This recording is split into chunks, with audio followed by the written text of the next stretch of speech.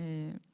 오늘 본문은 바로에게 하나님이 내렸던 그 10가지 재앙 중에 마지막 재앙이죠. 처음 난 것들의 죽음을 경고하는 그런 마지막 재앙에 대한 말씀입니다. 예. 우리 1절에서 3절 다 같이 한번 읽어보시겠습니다.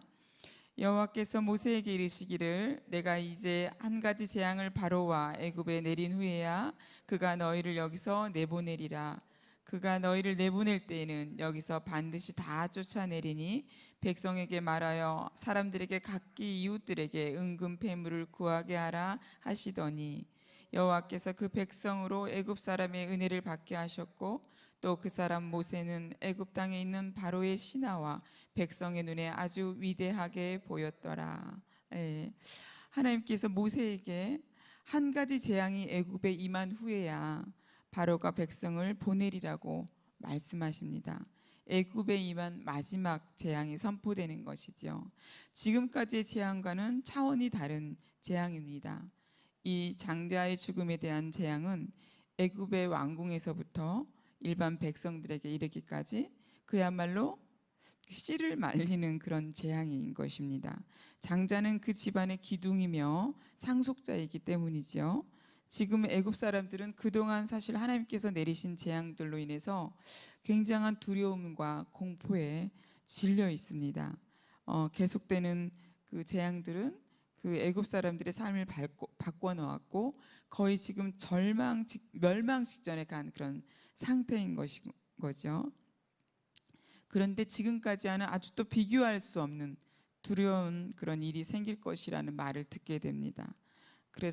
그러면서 집안에 대를 잇게 되는 장자, 즉 상속자가 죽을 것이라는 말씀인 것이죠. 예. 애굽 왕 바로의 장자부터 집에서 키우는 가축의 처음 난 것까지 하나도 예외 없이 죽을 것이라는 말을 들었을 때 애굽 사람들은 어땠을까요?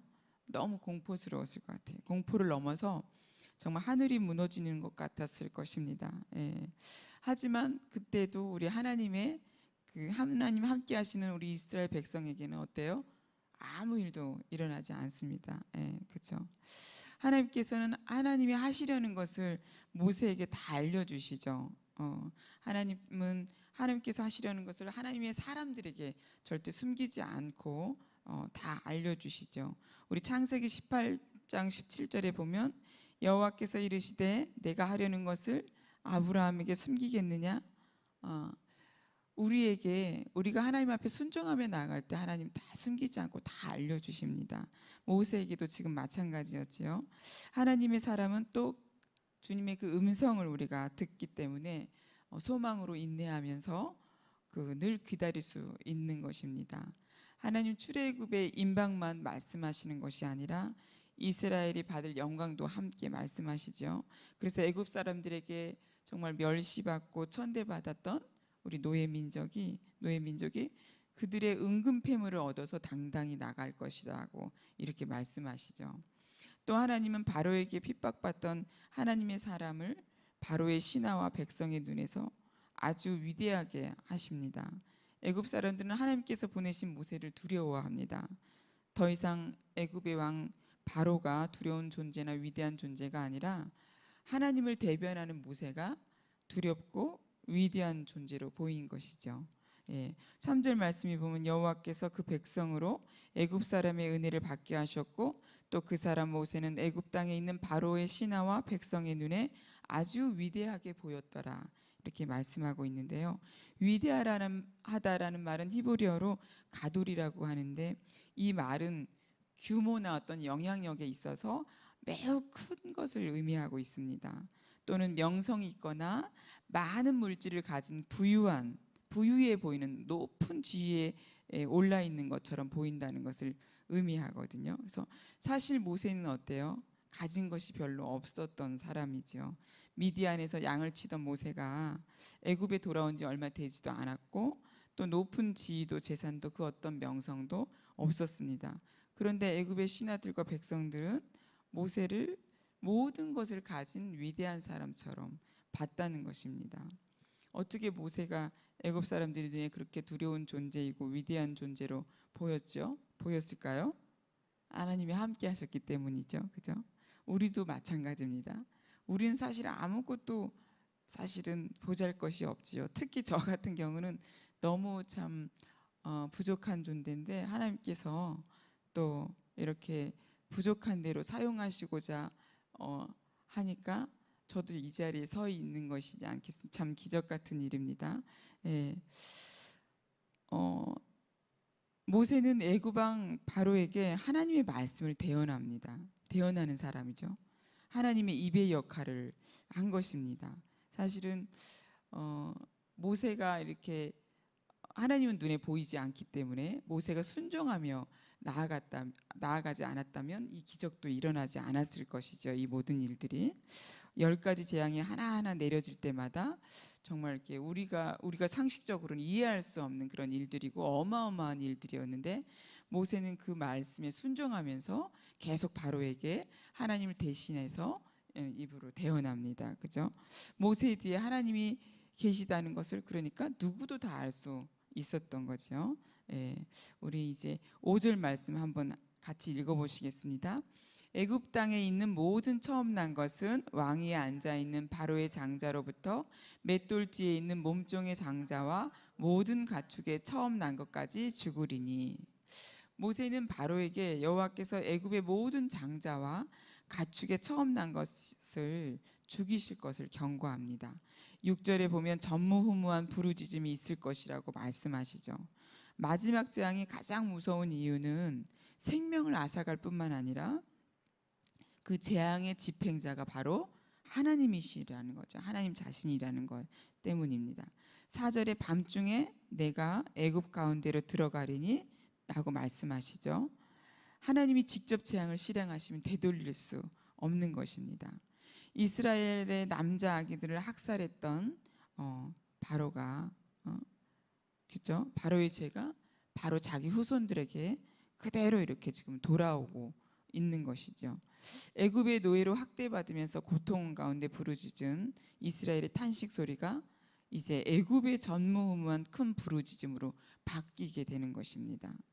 다른 사람들을 학대하고 학살한 내 죄로 인해서 부르짖는 것이 구별된 하나님의 백성의 증표가 되는 것이죠. 태양신의 아들이라고 여겨졌던 바로는 무능력했지만 하나님의 말씀을 전하는 모세는 무슨 말을 하든지 그대로 되었습니다. 지금껏 9가지 재앙 모두 모세가 말한 대로 그대로 이루어졌잖아요. 그죠?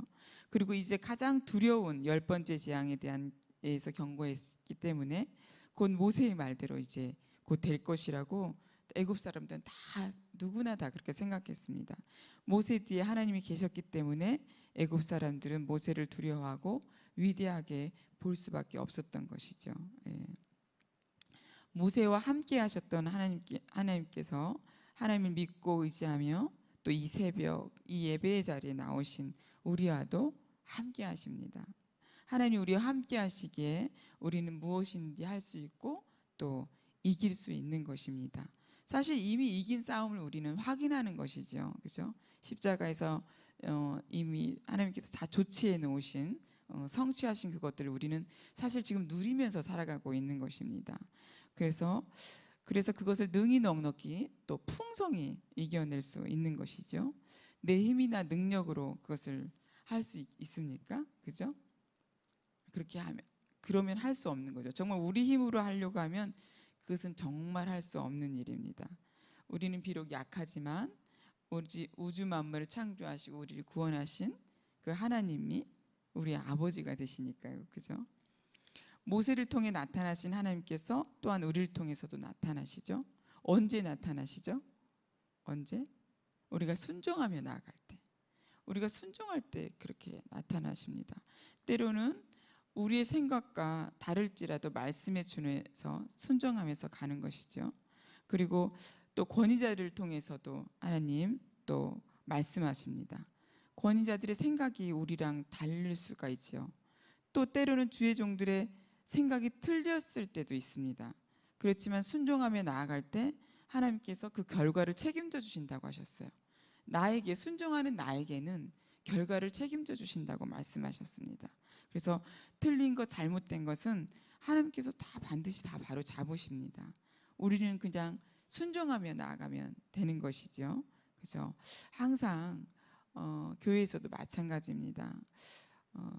정말 내 생각하고 다른 어떤 사역들이 일어나고 할지라도 정말 하나님이 이것을 통해 이루실 것을 기대하면서 또 내 생각에선 도저히 이해할 수 없는 어떤 일이라 할지라도 내가 순종하며 나아갈 때 하나님께서 결과를 책임지신다고 하셨으니 일단 순종하고 나아가 보자 하고 선택하고 순종하는 것이죠.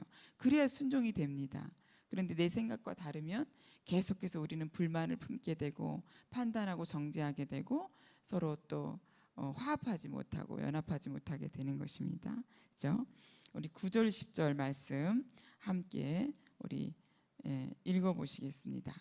여호와께서 모세에게 이르시기를 바로가 너희의 말을 듣지 아니하리라. 그러므로 내가 애굽 땅에서 나의 기적을 더하리라 하셨고 모세와 아론이 이 모든 기적을 바로 앞에서 행하였으나 여호와께서 바로의 마음을 완악하게 하셨으므로 그가 이스라엘 자손을 그 나라에서 보내지 아니하였더라. 모세와 아론은 지금껏 많은 기적을 행했습니다. 그러나 바로는 이스라엘을 내보내지 않습니다. 여호와께서 바로의 마음을 완악하게 하셨기 때문이죠. 하나님께서 바로의 마음을 완악하게 하신 데는 분명한 목적이 있습니다. 그 목적은 애굽 땅에서 하나님의 기적을 더하는 것이고 그로 인해서 온 천하에 하나님의 이름을 전파하기 위한 것입니다. 우리 출애굽기 9장 16절 말씀에 내가 너를 세웠음은 나의 능력을 내게 보이고 내 이름이 온 천하에 전파되게 하려 하였음이니라.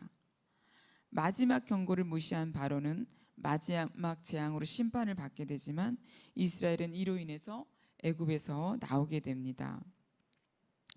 애굽이 하나님께서 내리신 재앙에 단 한 가지도 방어하지 못했던 것처럼 마지막 때에도 이 땅의 모든 과학과 기술이 총동원된다 할지라도 하나님께서 내리시는 그런 재앙에 아무런 방어도 못하고 당하게 될 것입니다. 그러나 하나님께서는 당신의 백성들에게 심판의 재앙을 내리지 않으시죠. 어떤 방식으로든 재앙이 임하지 않을 것이라고 주님 말씀하십니다. 마지막 때에 우리가 피할 곳은 어디입니까? 오직 예수 그리스도뿐입니다. 우리가 믿음 잃지 않고 주님을 잘 섬기는 것이 이 무서운 재앙을 피하는 유일한 길인 것입니다. 우리가 성령 충만하여서 정말 기름을 준비하고 신랑을 기다리는 슬기로운 다섯 처녀와 같이 늘 깨어 기도해야 할 것입니다. 우리 담임 목사님 계속해서 요즘 말씀하고 계시죠. 우리 교회에 기도의 영성, 기도의 야성이 있었다고, 그죠? 그것이 회복되어야 할 것입니다.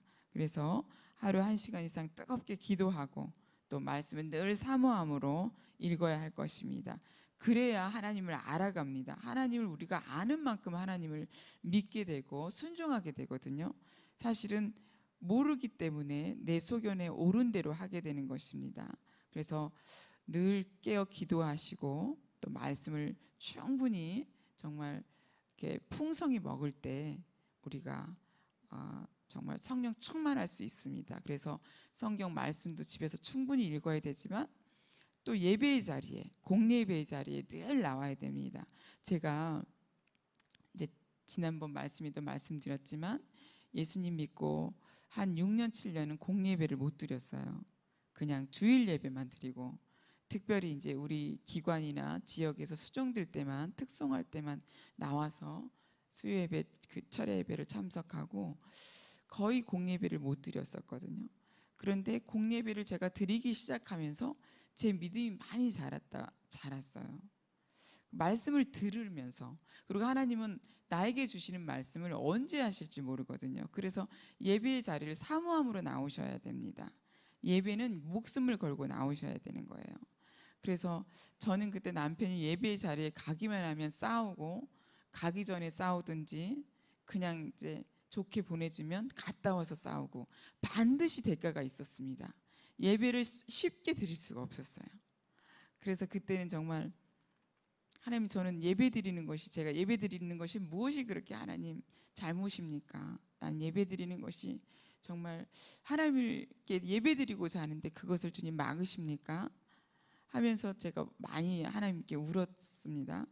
그런데 지금 사실 특별히 나를 교회에 못 가게 핍박하고 그것 때문에 싸우지 않으면, 아니면 그것 때문에 싸운다면 더 열심히 기도해야 합니다. 그죠? 그래서 정말 주님 앞에 너무 우리가 예배자로 하나님 세워주셨는데 그 싸움을 싸우라고 하나님이 그때 예배 드리는 것이 네가 드리고 싶다고 해서 드리는 것이 아니다. 내가 그 예배도 허락해야만 드릴 수 있다라고 그때 말씀하시면서 그 한 예배가 너무 귀한 거예요. 그래서 이렇게 말씀을 들으면 얼마나 꿀송이 같이 달고 진짜 맛있는지, 그리고 막 너무 그게 감사해서 막 눈물이 나고 그랬던 그런 기억이 있습니다. 우리 여러분들도 정말 혹시나 예배가 늘 이렇게 이제 습관처럼 드려지는 분이 계신다면 정말 하나님 예배를 정말 회복하고 싶습니다. 간절히 기도하시면서 정말 영과 진리로 드리는 정말 예배자의 삶을 우리가 살아야 될 것입니다. 그러기 위해서 기도하고 충만한 가운데 정말 모든 것들을 주님 바라보며 가지 않으면 신앙생활을 하지 않는 것보다 훨씬 어렵습니다. 예, 그래서 정말 기도하고 말씀으로 충만히 정말 우리가 순종함으로 나아감으로 하나님을 기쁘시게 하고 하나님이 우리에게 주시고자 하는 것들을 충만히 누리고 또 정말 정말 누리는 그런 우리 자녀로 살아가기를 주님의 이름으로 축복합니다. 기도하시겠습니다. 사랑의 주님, 감사합니다. 우리도 바로와 같이 완악하여 주님의 말씀에 순종하지 못하고 내가 주인 되어 살 때가 주님 많았습니다. 우리의 죄악들 주님 용서하시고 마지막 때 재앙을 피할 곳은 오직 예수 그리스도 한 분뿐임을 기억하게 하시고 깨어 기도함으로 성령 충만한 삶 살아가게 하옵시고 말씀을 늘 마음판에 새김으로 주님을 더욱 알아가는 삶 살게 하여 주시옵소서. 아버지, 그리하여서 나는 죽고 예수의 생명으로 살며 하나님께서 당신의 자녀들에게 주시고자 하는 그 귀한 것들을, 그 생명들을, 그 아버지 안식들을, 그 평안들을, 그 아버지 생명을 누리